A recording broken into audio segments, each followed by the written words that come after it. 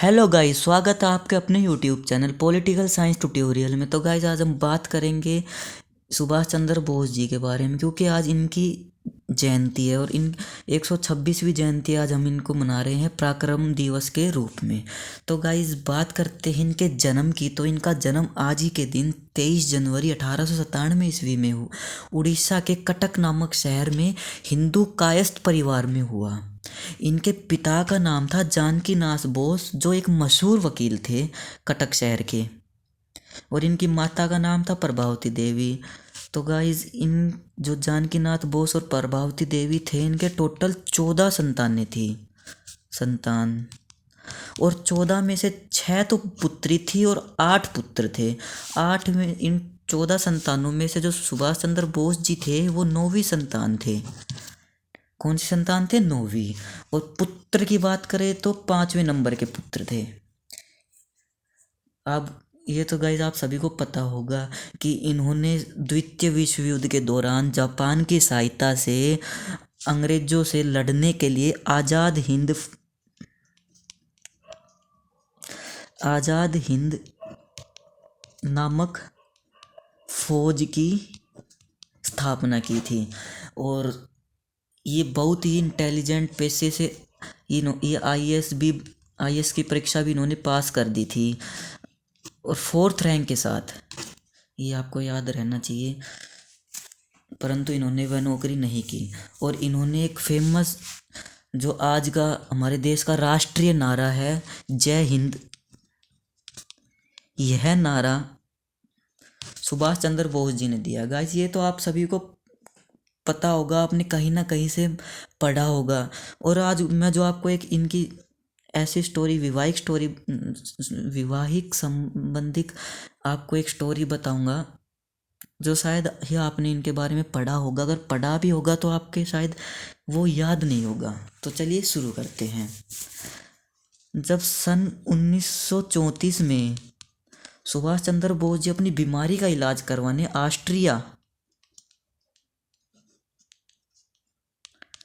Austria रुके हुए थे, तो इन्होंने उस समय एक पुस्तक लिखने हेतु इनको एक आवश्यकता पड़ती है सुभाष चंद्र बोस जी को। किसकी? अंग्रेजी टाइपिस्ट की। अंग्रेजी टाइपिस्ट की। तो गाइज ये सुभाष चंद्र बोस जी अपने एक मित्र को बोलते हैं कि मुझको पुस्तक टाइप करने के लिए एक अंग्रेजी टाइपिस्ट की ज़रूरत है। तो गाइज इनके मित्र हैं, इन्होंने मुलाकात करवाते हैं ये मित्र किसकी? एमिली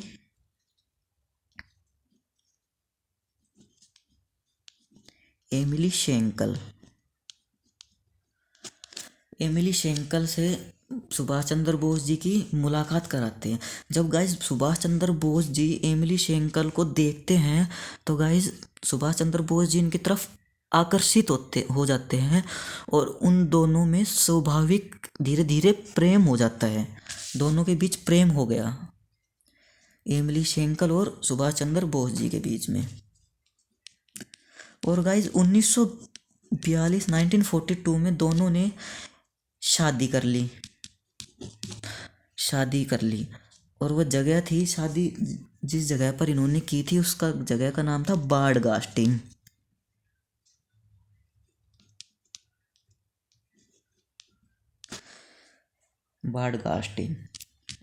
और हिंदू रीति रिवाजों से इन्होंने शादी कर ली। और शादी के पश्चात एमिली जी ने एक पुत्री को जन्म दिया।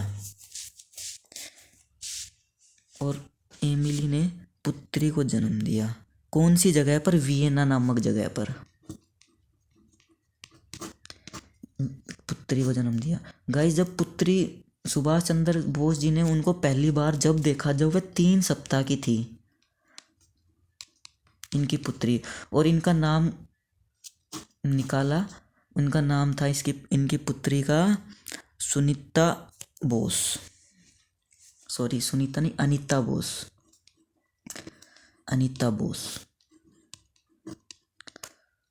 बोस इनकी पुत्री का नाम।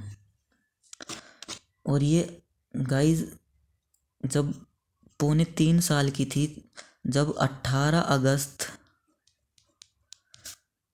1945 में इन सुभाष चंद्र बोस जी का निधन हो गया था, जब अनीता बोस 3.25 साल की थी। और गाइज ये आज भी जीवित हैं। और ये सुभाष चंद्र बोस जी के परिजनों से मिलने के लिए भारत आती रहती हैं। अब गाइस बात करते हैं कि जो सुभाष चंद्र बोस जी का जो निधन था वो आज भी एक तरह से हम मान के चलें कि रहस्य में बना हुआ है एक तरह से। कैसे? जब दूसरे विश्व युद्ध में शायद जापान हार गया था तो सुभाष चंद्र बोस जी को लगा कि अब मेरे को रूस से सहायता लेनी चाहिए। तो रूस से सहायता लेने के लिए वह एक एरोप्लेन के जरिए कहाँ जाने का प्लान बनाया उन्होंने?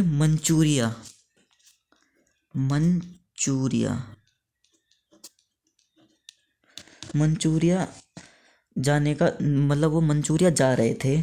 तो उस दौरान वह लापता हो गए, एकदम से मतलब लापता हो गए थे और उसके बाद कभी दिखाई नहीं दिए। फिर 23 अगस्त को 1945 में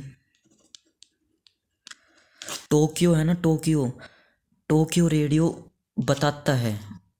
और ये क्या बताता है? एकदम से आश्चर्यजनक बातें बताता है कि एक जापानीज वर्ड है ताई होकू नामक हवाई अड्डा, ये एक जापानीज भाषा है।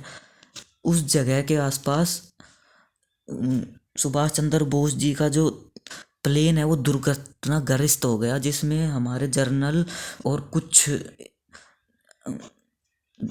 ये आपको बात बताएं, जर्नल और पायलट और सुभाष चंद्र बोस जी उसमें क्या हो गए? दुर्घटनाग्रस्त हो गए और वो उनका निधन हो गया। परंतु जो गाइज इनके परिजन है ना, वो मानते हैं कि उनका निधन नहीं हुआ था, उनको रूस में नज़रबंद कर दिया गया था, क्योंकि एकदम से वो लापता हो गए थे। एकदम से मंचूरिया जा रहे थे, एकदम से वो उसके बाद दिखाई नहीं दिए। और इनके परिजन मानते हैं कि ये उनकी मृत्यु 1945 में हुई नहीं। अगर होती तो जो भारत सरकार थी उस टाइम, उन्होंने मृत्यु दस्तावेज जारी नहीं किए, किसी को नहीं दिखाए। इससे पता लगता है कि शायद शंका भी मन में पैदा होती है कि शायद 18 अगस्त 1945 में शायद सुभाष चंद्र बोस जी की मृत्यु नहीं हुई थी। गाइज आपको ये वीडियो थोड़ी सी भी अच्छी लगी हो, इसी के साथ हमारी वीडियो ख़त्म होती है। जय हिंद, जय भारत। मैं आपके सामने एक यूनिक स्टोरी लेकर आया था। आपको अच्छी लगी हो तो वीडियो को लाइक करना, शेयर करना, सब्सक्राइब करना। जय हिंद, जय